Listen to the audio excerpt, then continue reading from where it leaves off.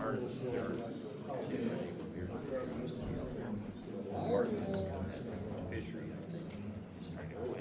I don't want to stand that.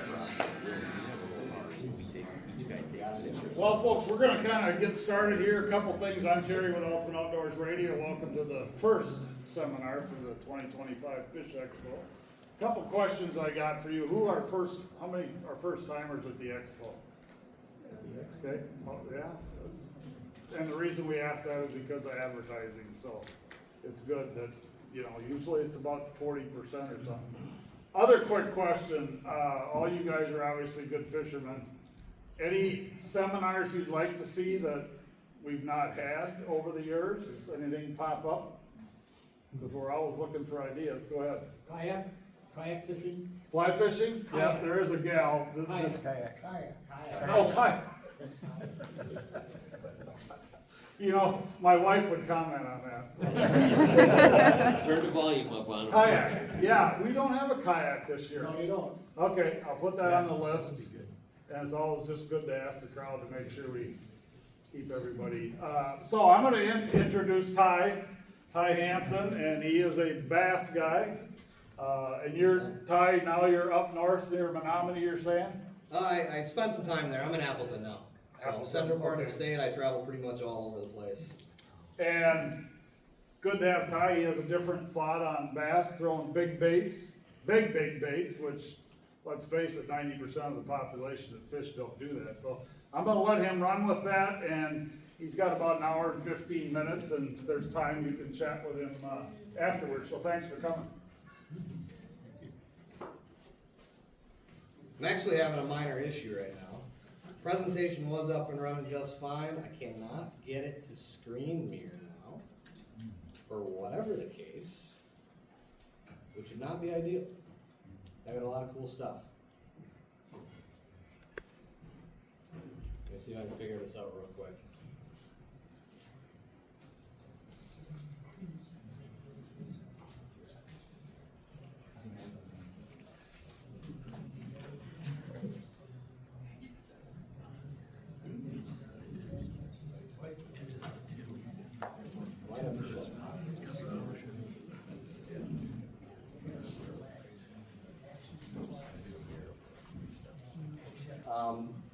It's kind of all over the state. So I grew up in Whitewater. I fished Madison System a lot. I then, after high school and stuff, moved up to Marinette, Menominee area. If you guys don't know where that is, it's a little tributary off of Green Bay, and I lived there for about 7-8 years. And so kind of grew up on largemouth fishing in the south central part of the state, and transitioned into Great Lakes smallmouth, and really dedicating more time actually to river smallmouth. So the stuff that I experimented with. You good, Ty? Yeah, I think we're good as long as, we're good. I just gotta be able to get this to load now. But now it's actually mirroring my screen how it's supposed to, so I don't know what the issue was.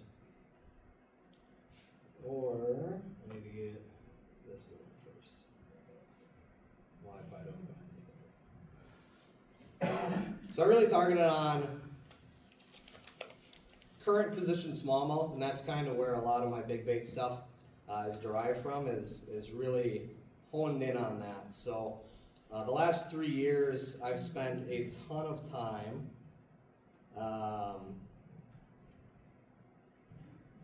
there it is right there. I spent a ton of time targeting really shallow water smallmouth and largemouth. So what is considered big bait is really a controversial topic as far as the swim bait world goes. A lot of people will say 5-inch baits don't really count. I'm going to include some of them in here because I believe truly that there's specific times and places that a 5-inch bait will outproduce a 6-inch bait or a 7-inch or an 8-inch bait, specifically based on time and place and forage, just like really anything else. But there's some really, really good 5-inch profiles that I think everybody should have. One of them was just released a couple weeks ago. or actually a week ago, and that's the new 5-inch mag draft. Any of you guys seen that yet? It's phenomenal. I'm going to be giving one of those away actually, as well as one of my other favorite hard baits to throw in the current. So that would be the Savage Gear 6 1/4 inch 4-play. It's a phenomenal multi-jointed glide bait. Ton of confidence in it. We ended up winning a tournament last fall on it late in the year. That's pretty much it. But as far as the sizes go, is everything up. So this is just an example. So these are mag drafts. It's a soft swim bait. They have a rigged harness on them. They catch fish all over the place. That 5-inch one in the bottom is the one that they just released. They did a limited edition run of it several years ago. They just came back out with it, but they make the 5, the 6, an 8, and then a 10. But just for size reference, there's a ton. So we're going to talk about everything kind of in between this size range. Should you be throwing a big bait in the Midwest? And I tell everybody, absolutely. There's the drawing power is one thing you'll hear me talk about quite a bit, and that's one thing that people don't really understand. There's a lot of musky guys that fish the Madison system and some of the other rivers around here that will completely understand when I say that bigger bass will target a big bait without hesitation. You know, guys will be throwing big bucktails, 10, 12-inch long bucktails, and catch 5.5 to 6 pound largemouth on the Madison system. I've got buddies that send me pictures all the time on grass lines out here that say, you need to come over here because we caught 4 over 5 pounds today. And it's like, on what? And he shows me a big Medusa or a big giant bucktail or something like that. So giving you guys the confidence is really what I'm here for. I'm not going to go into super detail about how to work each individual bait. It's really a matter of gaining some confidence. Maybe grab a couple of these baits I'm going to show you. Take some of the stuff that I recommend and go throw it around your individual waters that you guys fish. There is not a system that I have fished that I have not found that fish won't come and at least look at a big bait. Now I throw a lot of 6 to 8-inch baits. That's really where I tend to lean. I don't fish a lot down south. That's where a lot of the 10-inch baits are going to come into play. Also, I don't know why this thing is flickering like that. It's driving me nuts. But the other thing is, catching fish on a big bait is way easier than a lot of other people will lead you to believe. The swim bait community is a really tight-knit group of people, and it seems like the consensus is the less people that throw these, the more powerful they are when fish do see them. Personally, I'd rather educate people and get people into throwing different things, and maybe catching your personal best fish on a body of water you fish maybe your whole life. So, going forward, every one of these pictures is from Wisconsin. So, the top one is a big 7-inch glide bait. This is a 6-inch mag draft, and then there's a Sensi swim bait Debo over on the far right side there. But people are throwing these things around here, and they're having really good success on them. So just as an example, like I said, these are fish from Whitewater, or from Wisconsin. The 2 on the left side are actually from the Madison chain. So a lot of big fish will actually come and eat these things, and you can see how large these baits actually are in comparison to some of the fish. I mean, everybody knows smallmouth and largemouth, very aggressive depending on time of the year. And what they've got going on based on water temperature and forage and everything like that. So personally, the biggest thing I can say is I use big baits for practice in place of, say, a spinnerbait around docks or chatterbaits or anything like that. This has replaced a lot of those presentations for me when I'm looking for tournament grade fish. So there's a lot of crossovers for smallmouth and largemouth between all the baits. These baits can be very expensive, and that's what a lot of people don't want to just jump into something they don't know. They don't have confidence in it, so they don't want to spend the money on a $100, $150 bait. I can tell you right now, you don't have to do that. The soft swim bait side of things is very reasonable to get into, and you can grab 1 or 2 colors and go start throwing them. The big hard baits, they're starting to make ABS plastic versions of all of these that are significantly less expensive than their resin counterparts. And I could spend half an hour on the difference between those. But basically, ABS plastic is more of a mass-produced bait. The resin is kind of a hand-poured deal, so there's a quality difference there and durability. But the action should still relatively be the same. So as far as largemouth and smallmouth, like I said, a lot of crossover just based on cost.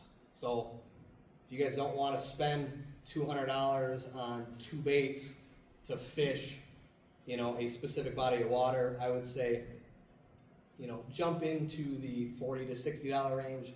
Get a handful of them, different patterns, different sizes, so that way you guys can try them and see what works on your bodies of water and gets confidence.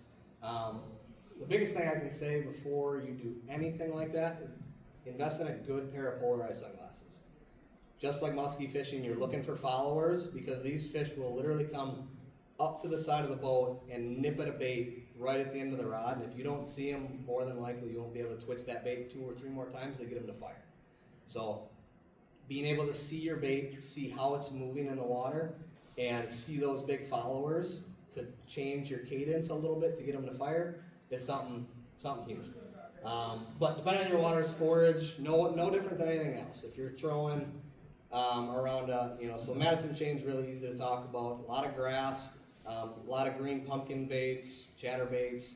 There's some shad out there as well. But really matching the hatch is a term that's widely used in fishing, and this is something we do as far as swim baits as well.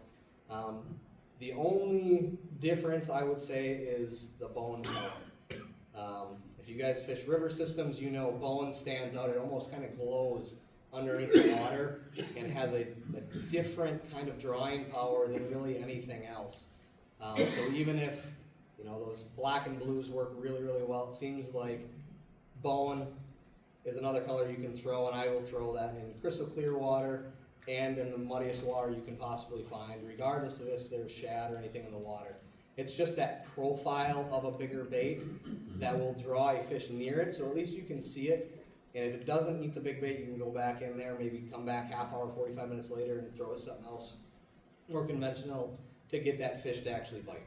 So I use this, like I said, as more of a sight fishing, drawing power type of a profile or presentation when I'm looking for a tournament grade fish ahead of events.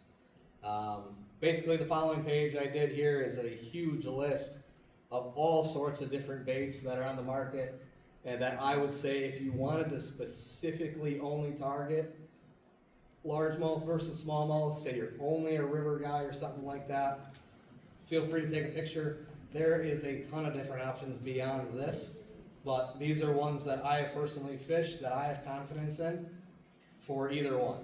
So most of these as well, they make different sizes in all of these. So when I say let's say any of the soft baits, so Bass Mafia, the Dangerous Swimmer, they make, I believe it's a 5, a 6, a 7, I want to say they're working on a bigger one right now. The Mag Draft, as I showed you in the picture earlier, they make the 5 now, the 6, the 8, and the 10. And then, like the 6 cents draw as far as the hard baits go, they make a 6.5 inch version, and then they make a 9 inch version. So there's a lot of these baits that will have different profiles in the same, I guess, named bait. No different than if you're fishing jerk bait, there's a 110, plus 1, plus 2. Just different variations of the same bait for different depth ranges, but also different sizes as well. So this is a good start. Obviously the smallmouth, I'd probably be talking about the smallest size or maybe the medium size. Largemouth is going to be that medium to large size if there's multiple options there. So the number one bait that I have a ton of confidence in for smallmouth in the river systems is that Grace Leaf Finesse Chat. It is a phenomenal profile. I actually will show it to you at the end here on, I kind of broke it down on if you could only pick 2 baits in a certain price range, these are the baits that I would personally look for getting if you want to try some of these right away. So we'll get to that a little bit later. That is that Gracely finesse shad on the left side for smallmouth. On the right side, that is an oxbow 6-inch silky glide. But again, you can see the profile versus the size of the fish. A lot of these baits are going to draw that larger than average size bite, which obviously is what everybody's looking for as far as even if you're fishing a tournament or you're just going out fun fishing. It's fun to catch the biggest fish in the lake, and I personally think that's what we're all looking for, unless you're going out just fun fishing, looking for numbers and having a good time. Effective baits, color patterns for our systems around here. Again, just matching the hatch is really one of the biggest pieces to this. As you see there, a great start would be bluegill or perch pattern as far as the Madison chain goes. Mississippi River, if you're going out there and you're fishing just bluegill and perch patterns, you're really missing out on one of the largest drawing power baits or colors, and that being that bone color or any of the shad patterns. And like I said, I personally would have a bone color with me tied on no matter what, anywhere I'm going. You never know. I mean, white stands out on everything. Perch have white bellies. A lot of the bluegills have a little hint of white to them. White bass, I mean, any of the shad, even small bass have a white belly to them. So that bone color really is an effective bait no matter what watercolor you're in, or even if your system has shad or not. Again, carrying multiple styles of baits, different actions, different colors. Conditions change. You get some rain. Even if you live in a clear body of water, you get some staining and everything like that. Having just options is always good. When and where, personally, there's not a situation where I wouldn't have a big bait tied on. I have not really gone into anything deeper than 15 feet with any of these. There's lake systems down south where they're throwing really, really big baits with, 2-ounce weight in front of them and dragging bottom. Out west, California is known for this, where you're dragging a 10-inch or 12-inch Huddleston as slow as you possibly can on the bottom in the wintertime to draw, 10, 12, 13-pound bites. But you're looking for one of those fish a day. That's not something that I've experienced, obviously, around here, or if there is a fish in the state of that size yet. But anything shallower is really what I focused on. It allows you that visual aspect to see followers and to gain confidence in the baits that you're throwing. The type of bait and the profile may change depending on the system. Obviously, that's it's similar to pretty much everything else in the fishing world, is adjusting based on conditions. Where is going to be the hardest part for a lot of anglers? Where am I going to go throw a 6-inch glide bait or an 8-inch glide bait on my lake? Say you're living on a 300-acre pond almost. Personally, I would say just basically anywhere you've targeted bass before. I have a ton of confidence in throwing a 5 or 6-inch glide bait over, say, a chatterbait or a spinnerbait. The action and presentation is so different, and so many fish have not seen that. More than likely, if you take a 6 or 7-inch bait onto a 300-acre pond, you're going to be surprised at how many bites you actually get. And that's where talking to people from the upper Midwest and stuff here is they just don't have the confidence to throw that bait consistently in order to get a big bite on it and continue to throw it. Once you throw these for a little while, you'll find the little nuances in each individual bait that really will give you the confidence to trigger strikes, and that's going to be really the biggest key there. So the same high percentage areas, I can tell you right now, if you guys haven't fished a dock in Wisconsin, it'd be very surprising. I would throw these around docks all day long. So Madison, Big Green, Minocqua Lakes, really any of those. Lake Geneva is another really good one for docks.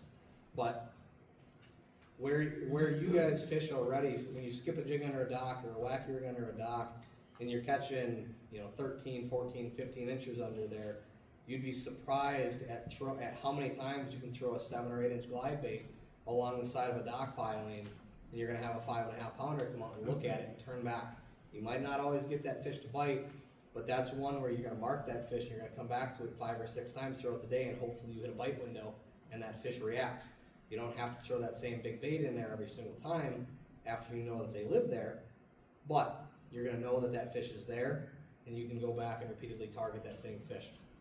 I've done that multiple times on big greens specifically, where you go back after a morning of fishing down a dock stretch, and I've got 4 or 5 that didn't bite that big bait, but I know I need them for a tournament. And you go back there, and you throw a Senko under there, and you soak it for a little longer just because you know that fish is there, and you end up getting that bite. So I've weighed multiple fish over 5.5 pounds on big green in Madison, specifically doing that, using that information I gained from throwing a big bait and following up with something else. So like I said, drawing power is really everything. Accuracy is less important with a big bait, I can tell you that right now.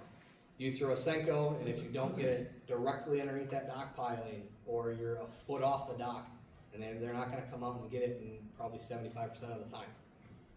However, if you throw a big glide bait along the side, or a multi-joint, or a big swim bait, and you slow roll that thing right down the side of a dock, you might not have to be within 3 feet of that dock in order to get that fish to come out and at least look at it.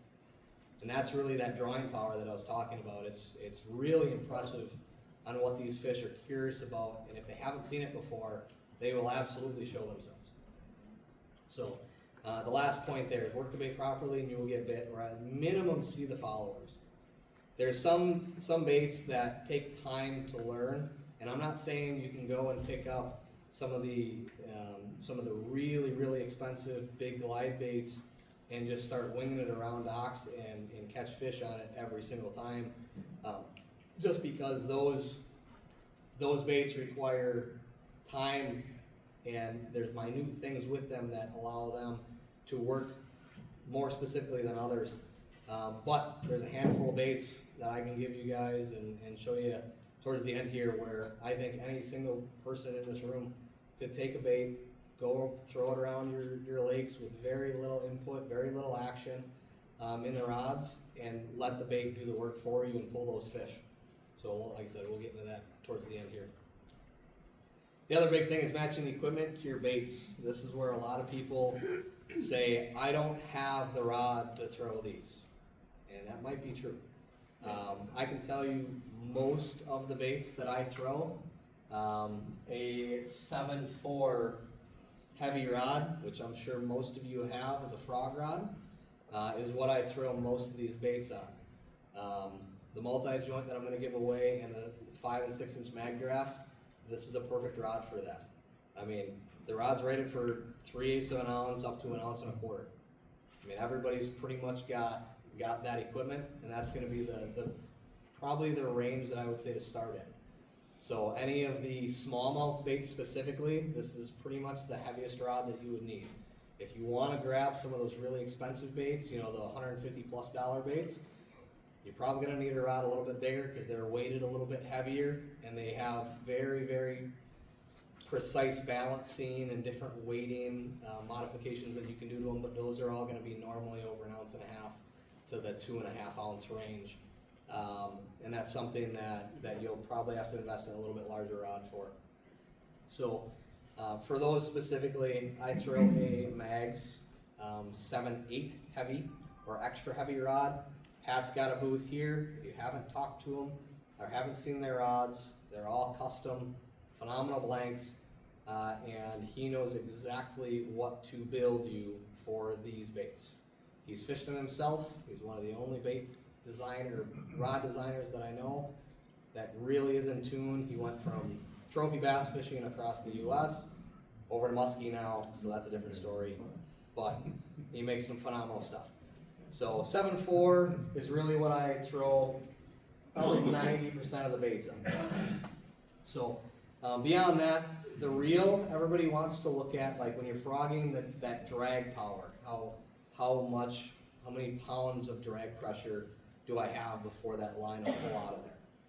That's almost irrelevant as far as a lot of these big baits go, because you're dealing with treble hooks. So even though that bait is 3 or 4 ounces, again, you're dealing with needle sharp treble hooks.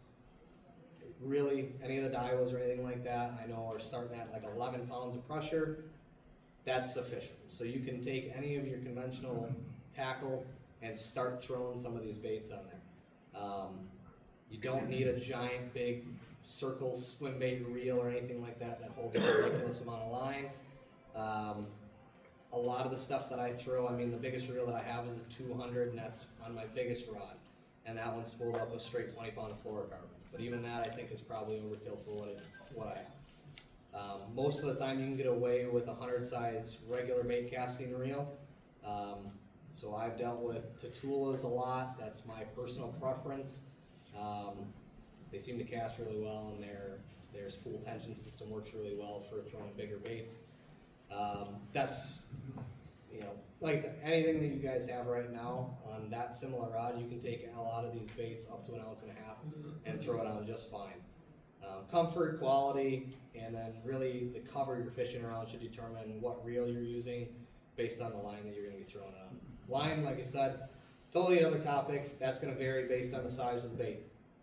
So, as I mentioned in that graphic with smallmouth versus largemouth, that Gracie Finesse Shad is about 5 inches long and is just under 1 ounce as far as the overall weight goes. Not much heavier than your regular chatterbait loaded up with a spunk shad or any sort of Kitech or anything like that in the back. I mean, most of us have probably thrown a 1/2 ounce jackhammer, and that plastic adds a little bit more. So you're not dealing with much more weight than the stuff that you're already throwing.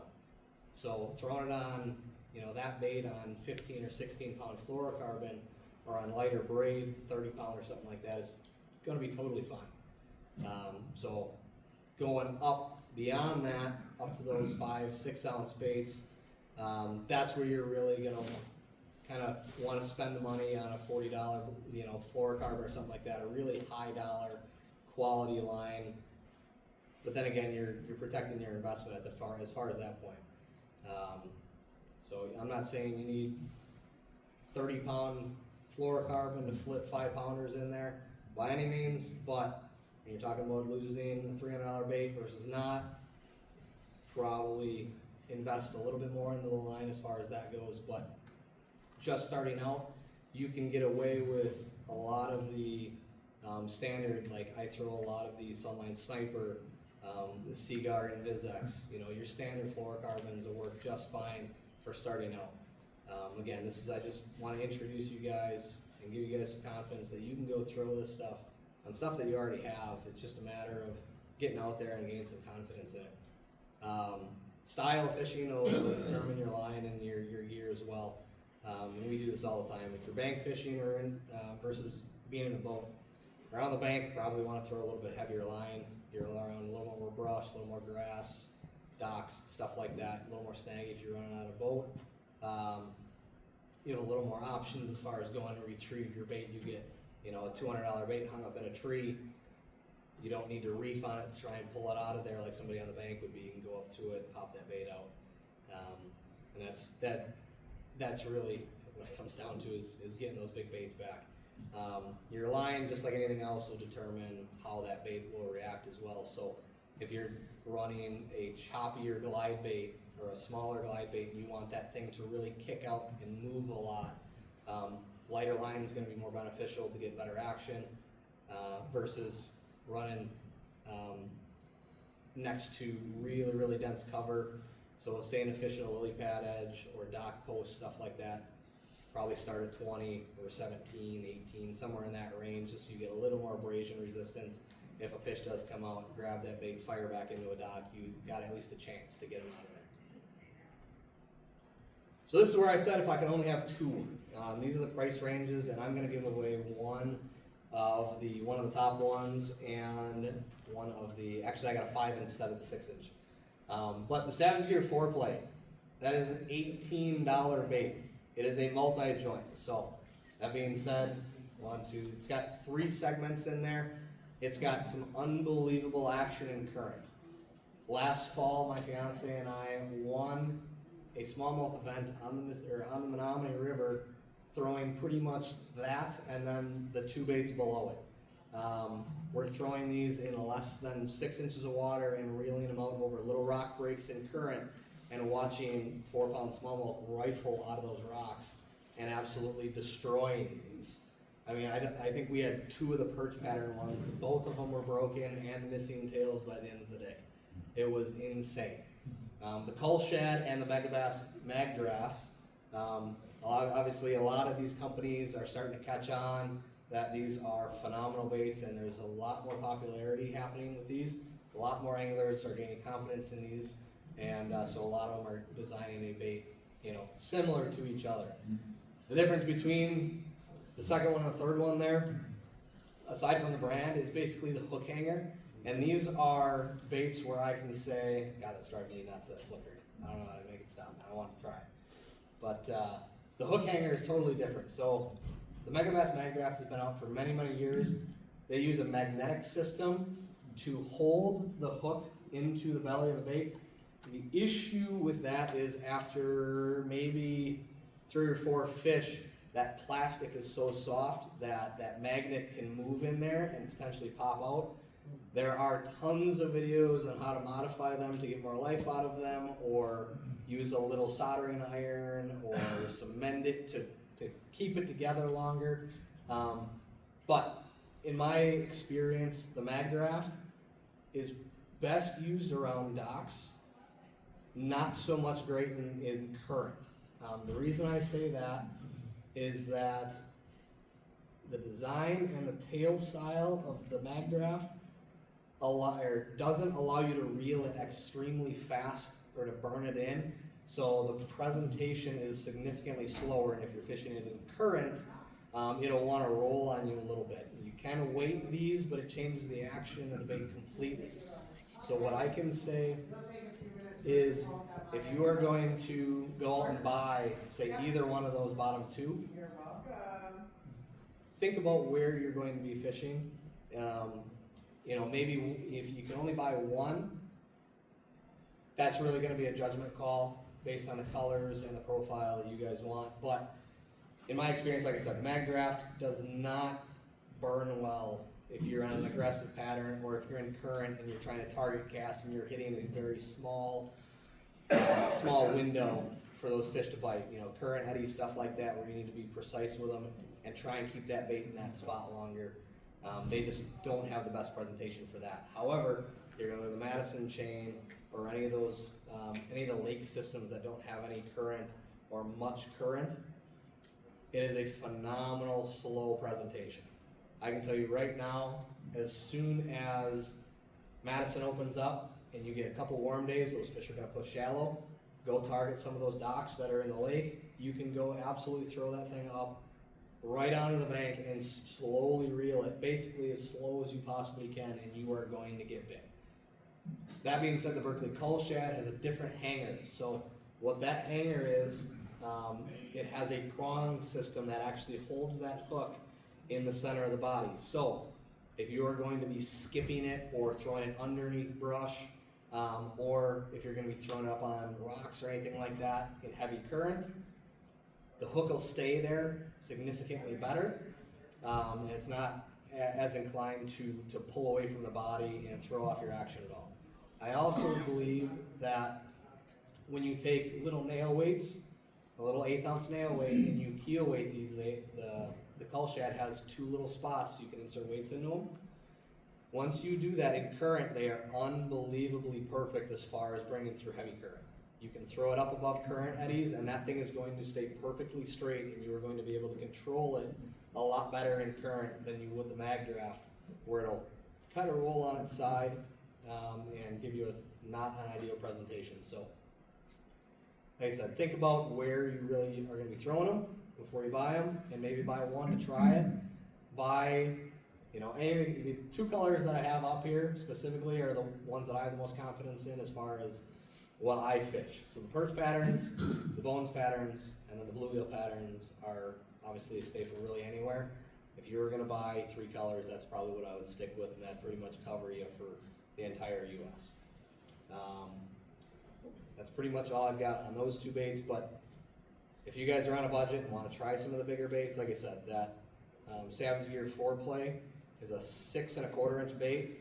It's just under an ounce, so you can throw it on all your conventional stuff, but it's got unbelievable drawing power and crazy action and current. The Cull Shads and the Magdrafts, similar in price. It's just maybe more situational as far as, again, what presentation you guys want. The $25 to $79 range is really interesting. There are a ridiculous amount of baits in there. Too many to really count. The two that I have experience with, positive experiences with, because this is where things can get really interesting. You can buy custom at the higher end of this range. You can buy some individual bait makers make some of these. They're not super awesome. They do require tuning, so if I was going to take some out of the box to the water, these are the two that I would have confidence in. So that 6 cents draw 6-inch, that's pretty much everywhere. I saw they were hanging them in Shields the other day. A lot of the big tackle stores carry them. You can get them pretty much everywhere. It's a single jointed glide bait, and this is probably what I have the most confidence in as far as a presentation. It's a little bit slimmer, and you can tell based on the photo here, it's a slimmer body, so it doesn't have that giant shad profile that some of the other baits do. So when you get a bluegill pattern or a perch pattern or a little shad pattern, it resembles more of the bait fish that we have in this region versus something like the bottom. Now the reason why I would throw the bottom one is specifically because drawing power. The KBB or KGB Spro Shad, they make a resin version of it, and that's how it started off. That bait is $180. The Spro version is an ABS plastic version. That bait is $59.99. Again, it's getting a little more popular, but the reason why I specifically chose this one to throw, it is a little bit larger bait, and it's got a ton of drawing power. So if you're on a system where they maybe do have some bigger shad, so say the Mississippi River, I would not be shy about throwing, I believe it's a 7 1/4, just over 7 inches. No problem throwing that, because that size bait does live there. So I would throw it around any of the other systems as well. It just comes down to drawing power and presentation. You will have to have that next size rod to throw that bait. So any of those, 7.6 extra heavy, or even a little bit longer than that, a little bit bigger than that, will throw that bait a lot better than, like a 7.4 frog rod or anything like that. A lot of people ask me about flipping sticks. I tend to say stay away from a dedicated flipping stick for throwing these big baits as well. Just the taper is different. They're not designed to long cast a really big bait.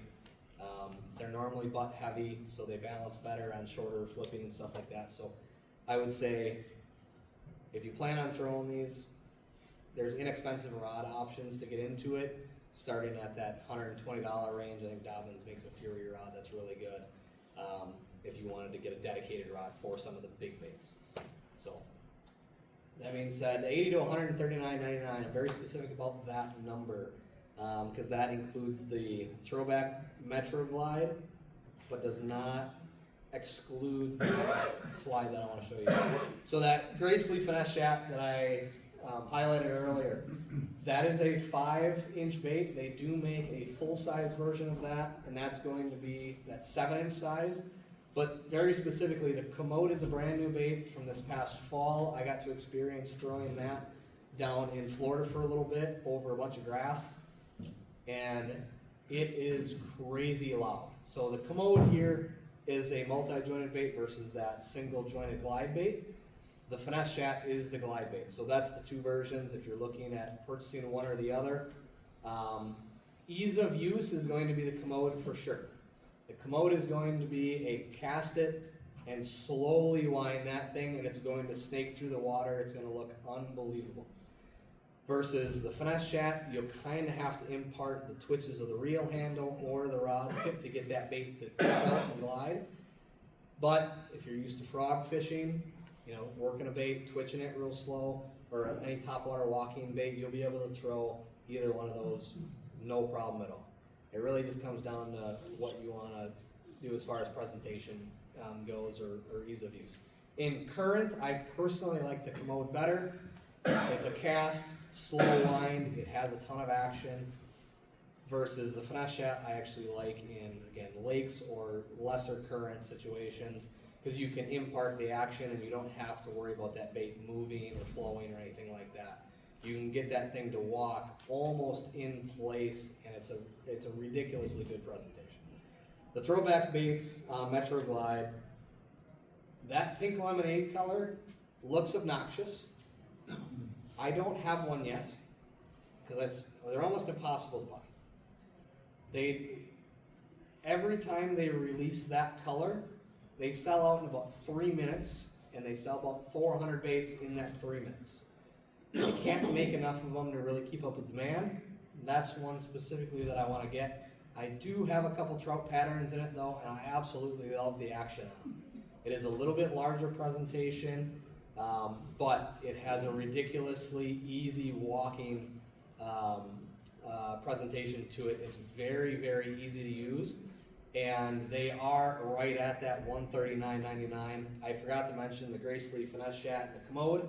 Both of those baits are $100, but they are a resin bait specifically, and this is where you get to that resin bait. So they're going to be a little more durable. The actions are more fine-tuned. They have weight chambers in them, so you can adjust the depth at which or where you're throwing these baits.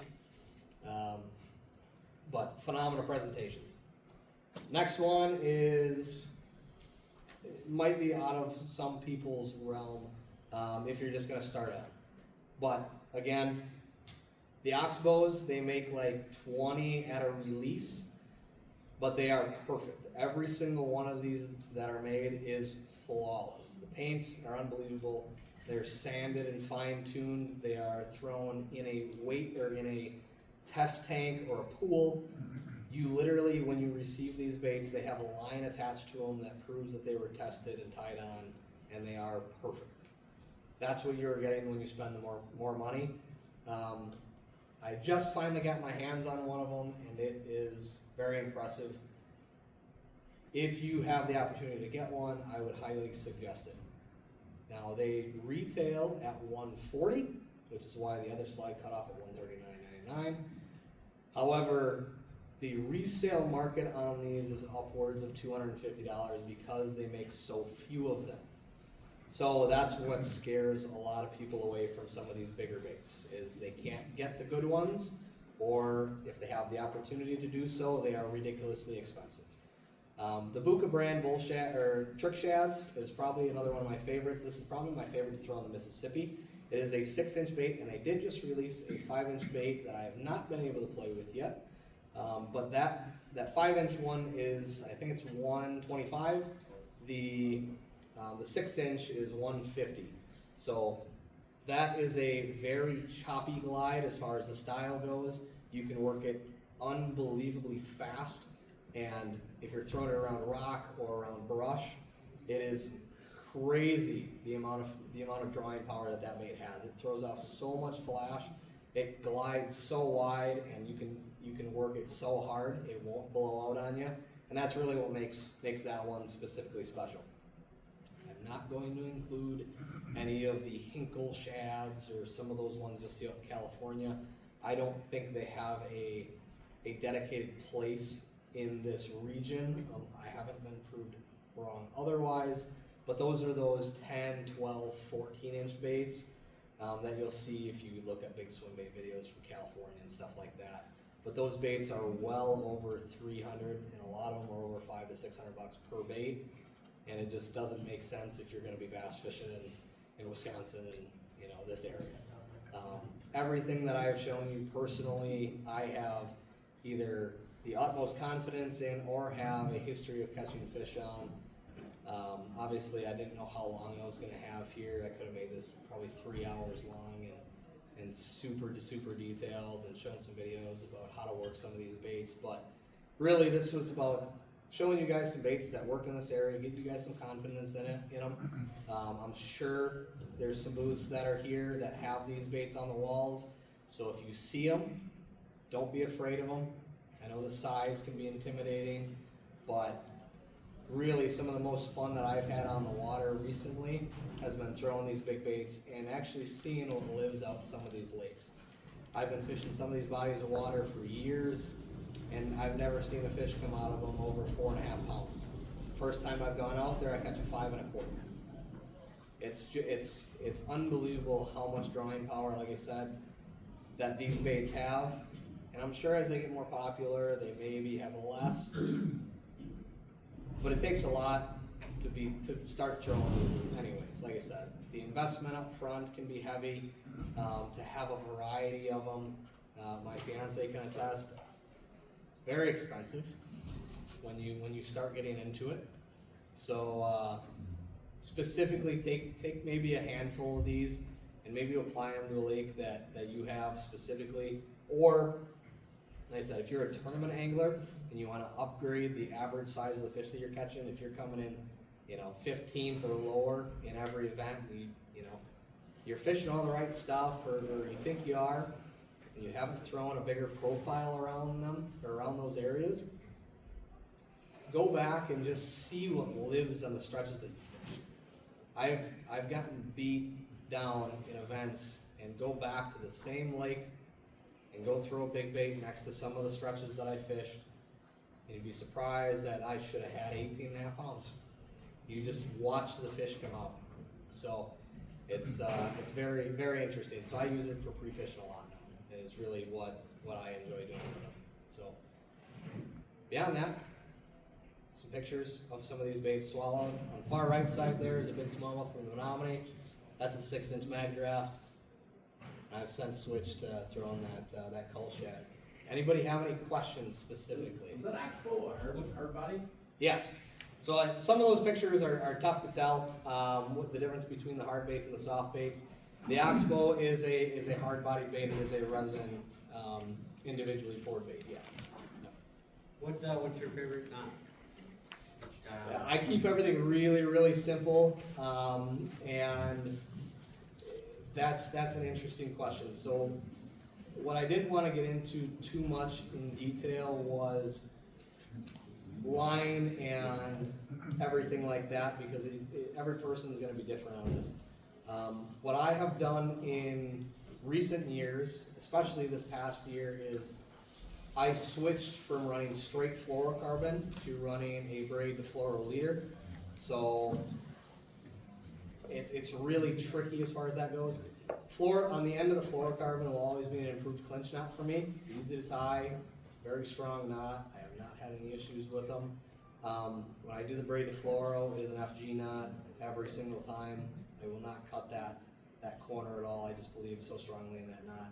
If you're running straight braid, I'd just run a Palomar or a double Palomar, depending on the price of the bait and how much strength you want. Right. Yep. Anybody else have any questions? Do you use the freestyle mag draft, the one that you rig yourself? Yep. So that is one that I personally don't use a whole lot. So I have a significant investment in the rigged versions.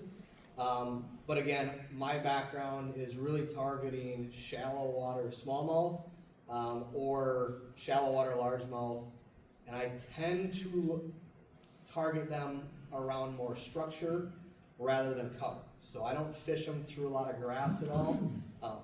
If I do, it's around real shallow vegetation where I can see clumps of grass, and I have no problem throwing that rigged one in between there.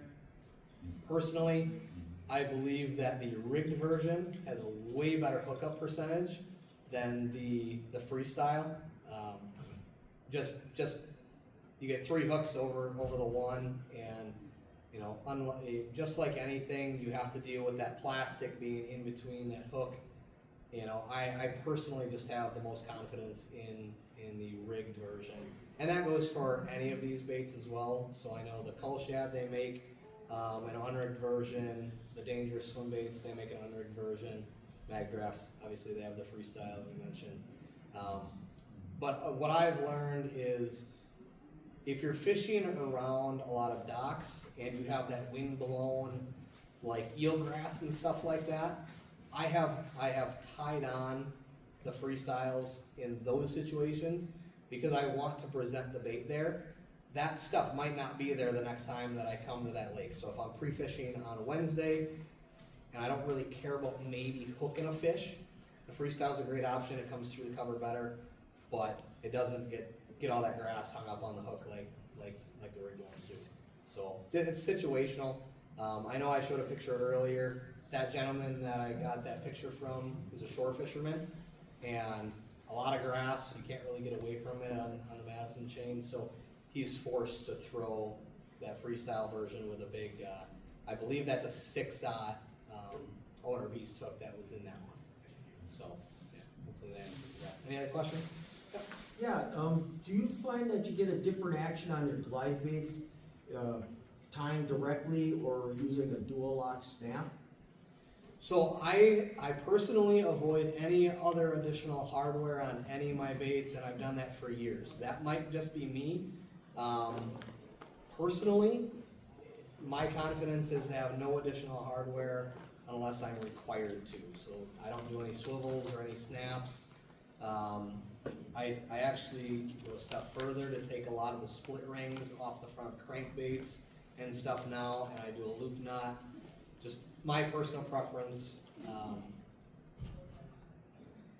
Does it affect the action? I think on a lot of the bigger baits, I don't think it would, but my experience, I've taken that completely out of the equation up front.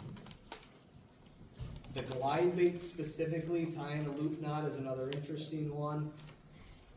I think tying just an improved clinch knot on the front of those and having control of that bait completely, I personally like that more than even having the loop knot in there or a split ring. I mean, in a lot of other people's opinions.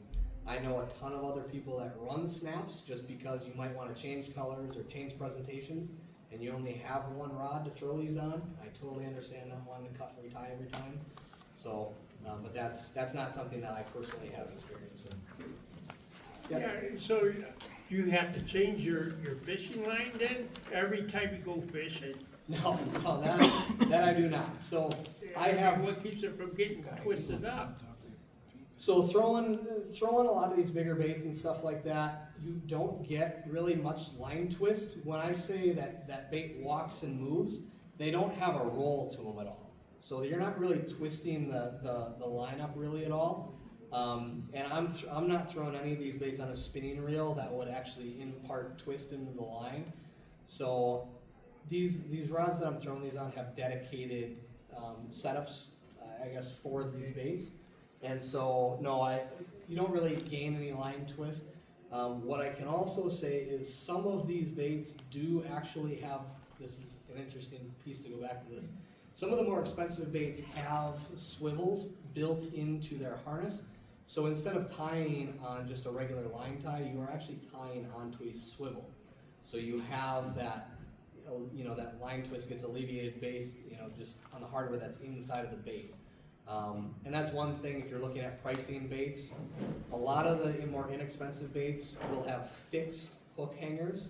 And what I mean is they'll have the wire that comes out of the bait, a split ring, and then your hook. Now, I'm sure a lot of you have experienced you can only twist that hook so far, and that's when they call the fish gets leverage on you, and he was able to throw that bait. It can't freely rotate.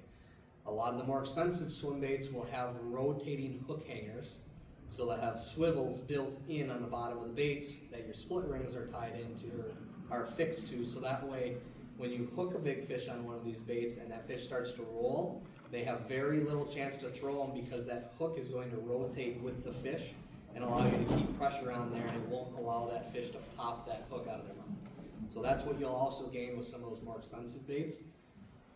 Whether that matters for some people just getting into it, that's going to be up to the individual. So, any other questions at all? So what tournaments are you going to be fishing this year? So I'll be fishing Wisco. We'll be cherry picking some of the Anglers Choice events. I'll be fishing some club events and then some of the major opens in the state. I'm not going to be traveling around. I just decided to buy a boat that I could, or it's going to be a trial year and before we jump into something bigger. Cool. Yep. Yes, Ty, are you catching other species of fish using the big baits too, and what might they be? So this is interesting, right? So the fear for these is that there's pike everywhere and there's muskies all over the place. You can't really avoid them. Now what's funny about that is I have not lost a single hard bait to pike or muskie. I have obviously had hundreds of dollars in soft baits get destroyed by both. It is inevitable, just like anything else, you're going to be fishing around similar structure or cover that those other predators are going to be around. You're going to catch them. There's no getting around it. It's, you know, if you're nervous about losing a $100 bait in a certain location, maybe you want to lay it down. But the confidence that I have in any of the hard baits specifically, it seems like they don't target the head of the bait as much as some of the smaller presentations go, which keeps your line out of harm's way. A lot of the bigger fish, or say pike or muskies that I've encountered, they actually target the belly of the bait. They'll come up from underneath them. And it's really interesting when you're fishing gin clear shallow water to see how bass, pike, muskie actually interact with these baits. I've had smallmouth come up to the side of the boat where I'm able to reel the bait up to the tip of the rod and watch a smallmouth, instead of track the tail of it, they'll reposition underneath the bait and hit it at a completely different angle, specifically to target that front belly of the bait where it's softer and those fish are more vulnerable, their prey is more vulnerable. I've seen the same thing with pike though too, where they'll turn and hit the belly or the bottom front third of the bait away from your line, versus a smaller presentation where they're looking to swallow the entire thing. Versus, you know, like a 6 or 7 or an 8-inch glide bait, they'll actually target the center of the bait fish to try and kill it rather than swallow it all in one piece. So I haven't lost any hard baits, fingers crossed. I won't this year because like I said, they're expensive. But yeah, it's inevitable. You'll be around them, you're gonna catch them. Kind of a generic question, but earlier you mentioned fishing glasses. How are those different than just normal polarized lenses? So the quality of the polarized lenses are going to be the biggest key there. You can go to Walmart or Fleet Farm and buy some eye gogs or something like that for 20 bucks off the shelf. That's going to get you started. You're going to be able to see significantly better than if you just bought non-polarized glasses. So personally, I run Relevance. Those are the brand that I use. They're a pricey sunglass. A lot of people know Costa. The quality of the lens plays into how far you can kind of see into the water, I guess, and that's really going to be the biggest key. Going from a cheaper generic sunglass brand or lens, and this actually can be seen between the plastic lens or the glass lens in those brands as well. So if you're running, say, a Costa poly lens versus the Costa glass lens, the person that's fishing with that glass lens is going to have a significant advantage based on how far they can see in the water based on the clarity. And it's really hard to describe that without putting them on your head and actually seeing for yourself. You know, I used to laugh when I was younger at the prices on some of these glasses. You know, you're paying $250 to $300 for a pair of sunglasses that I'm only going to wear in the boat because I'm too nervous to wear them in the truck and flipping them off my hat or something like that in the parking lots. So, but I would say that is invaluable as far as a tool goes for fishing in general. I wouldn't say it's just applies to swim bait fishing, but it will allow you to see these small swim baits. I say small, they're small when you cast them, you know, 30 yards out there. You'll be able to see that bait, how it's moving and how it's tracking, and you'll be able to see a shadow behind that bait significantly further out than with a cheaper lens. Doesn't that just make you mad though, if you can see the fish and it doesn't bite you? It gives you more information than you had before, and that's the biggest thing, right? I would rather see the fish and know that I did something to get that fish to follow and come in, rather than never see that fish at all and not know he's there. And that goes back to my tournament confidence and pre-fishing. I will throw a big bait, not expecting to get bit at all, but hopefully to draw a fish out that I know is going to be living in that area. If I can go back down a stretch of docks or a stretch of brush that I've thrown a big bait 3 days ago and I saw 3 fish over 3 or 4 pounds in there that I know are tournament quality fish, I have confidence now to fish that stretch, whether they bite that big bait or not. I'll probably start with that, just so, I can draw them out, I can see them. If they hit it, awesome. If not, I will turn around and come make one loop right back down that same stretch, and I'll throw a jig in that brush pile, or I'll throw a wacky rig into there.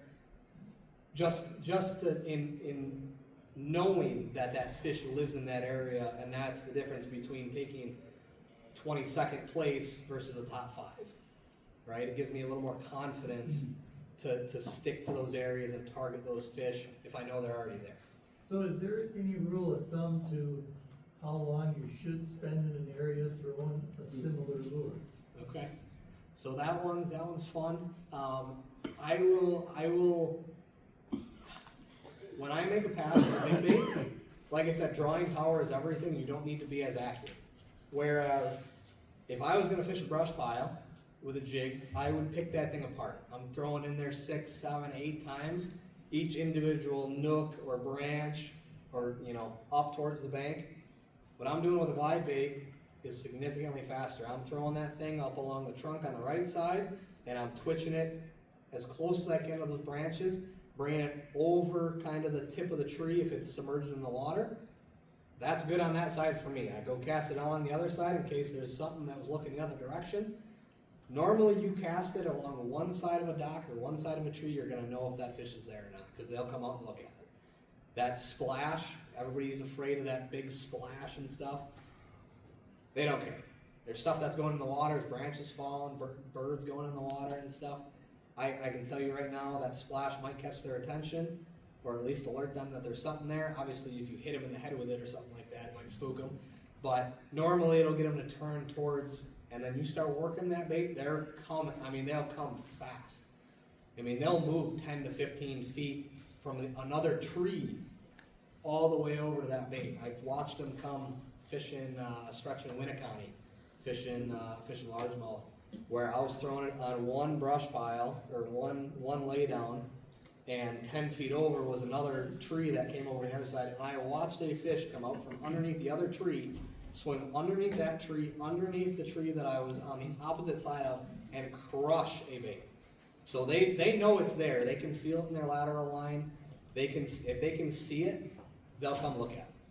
So I would say you don't need to spend nearly as much time soaking a bait like this in those same areas as you would have to pick apart something with a jig or a Senko to present that thing right in front of their nose to get them to come out and bite it or look at it. That's fair, yeah. Yeah.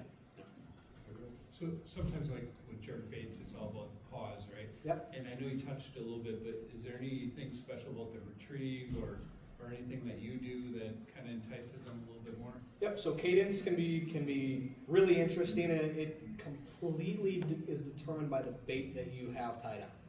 So every individual bait will have its own individual action, and I've seen where you can buy the exact same bait and it will have slightly different action based on weighting or anything like that. So, and when I talk about resin baits, they're obviously all hand poured. I've gotten some resin baits that will have maybe they didn't fill the mold quite completely, so they'll have a tiny little air pocket or something like that in them. It's hard to tell unless you break one in half, and that sorts a lot. But that's when you know, okay, well, that's why that bait didn't sink as fast. A slow sink bait versus a slow sink bait, they should be in the water column equal, right? What you get with some of these handmade ones is maybe this one's slightly faster. So each individual bait will vary based on the style of bait that it is. So like the trick shad that I showed in here, if I go back to that one, so that bottom bait right there, if you are around an active feeding fish, an active bait fish, you can work this thing so hard and they're gonna come just crush it. They'll hit it 3 or 4 times before they'll get the hooks on it. Other times, when they're not on that aggressive a bite, you'll have to slow it down and you can twitch it and make these things glide out 2.5 feet and let it sit there. So when I say shallow water, I'm fishing normally in less than 5 feet of water for all my glide bait fishing or multi-joints and stuff like that. So you're going to be able to see your bait and know exactly what it's doing really at all times. And that's going to be where spending the time on those specific baits and knowing how those baits react to each individual reel input or rod twitch is really invaluable, because you don't know what's going to trigger each individual fish. Every fish has its own attitude. Every fish seems to have its own personality when they're following a bait. Big green is one that I like to talk about specifically just because I have a lot of experience out there, and it's clear water and it's deep.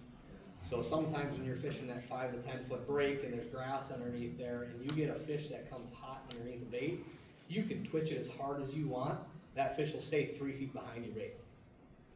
All of a sudden you kick it up once and you pause it, and that thing swings out almost and almost turns back to look at him. That fish will come up and basically touch its nose to the bait.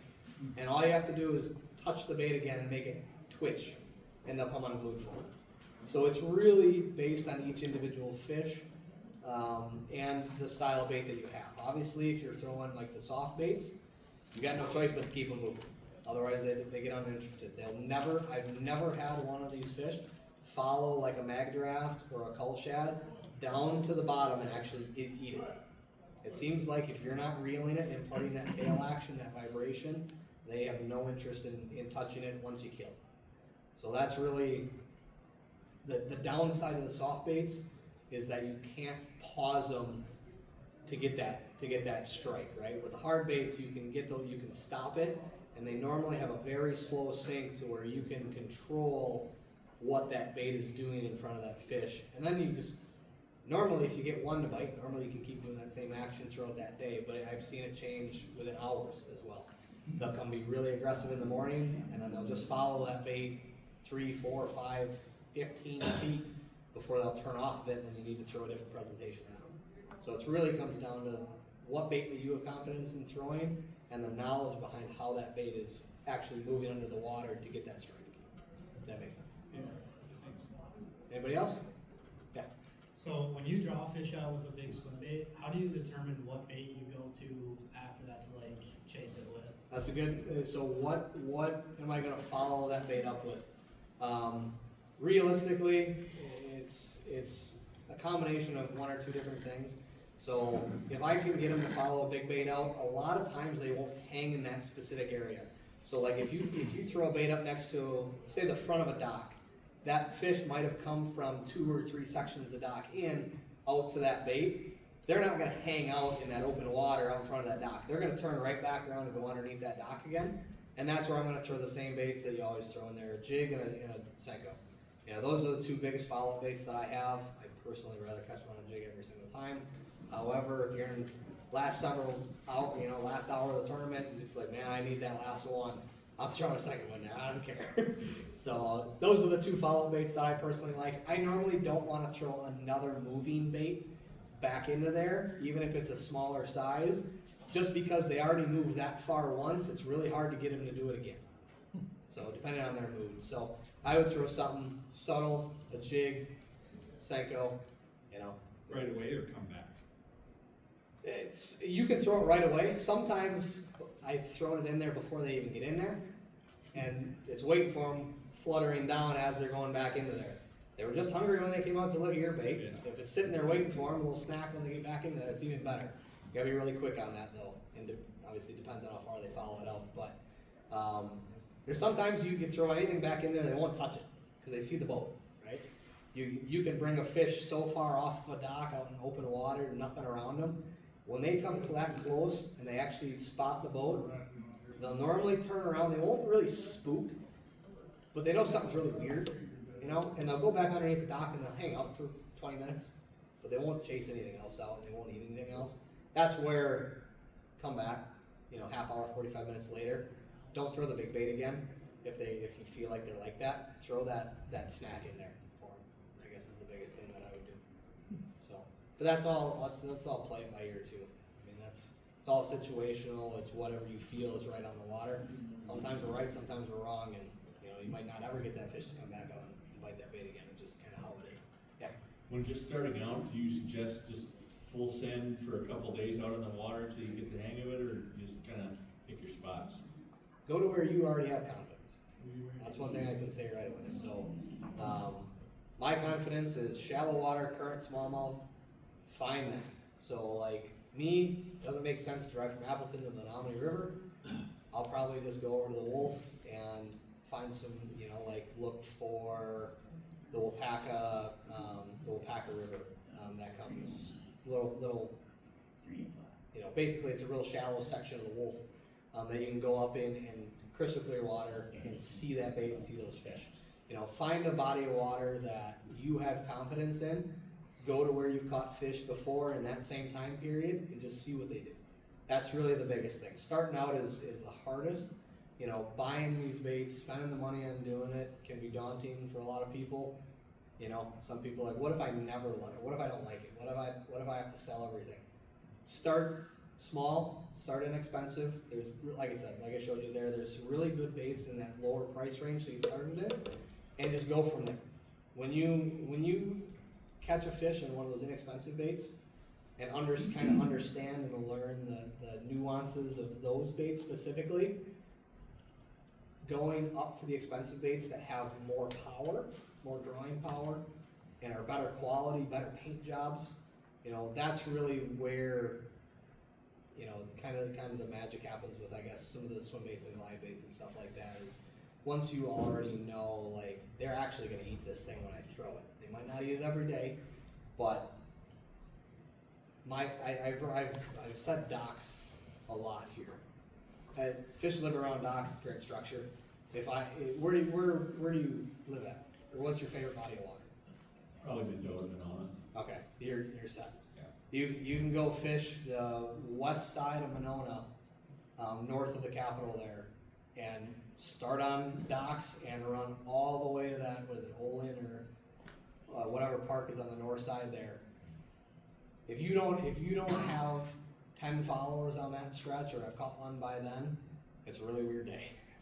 That's what I can say about that. I've got a lot of experience up on that stretch, and it's really good.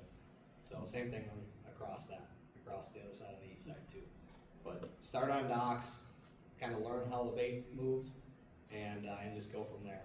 Spend time doing it. It might take you a full day before you get bit, but that might just be because the reel action, or too fast, or too slow, or once you figure it out and get to see that first fish, you did something right at least. Hey Ty, you wanna do a wrap, and anybody that wants to chat with you, can do it out here in the hallway. How much time did I spend? What time is it?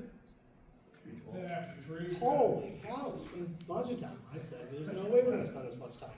I am gonna give away 2 baits. Let's see. I did say I had 2 baits to give away. Let's do that, and then I have time to answer anything else. Who asked a question about line? About what? Line, is that you? Yeah. Yeah. Your pick. Oh, I'll take this one.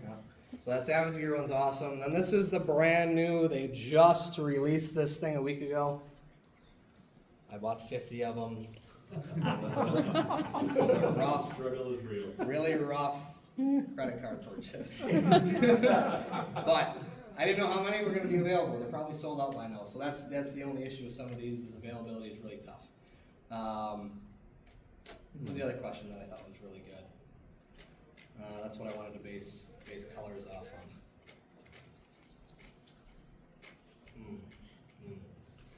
Yes. What's the maker of that? So Megabass makes the Mag Draft. Oh, Mag Very, Draft. very popular bait. Japanese company, they make some really awesome stuff. I thought it was a 360 at first. Oh, yeah, no. The 5-inch. Yes. I asked about kayak fishing. The guy.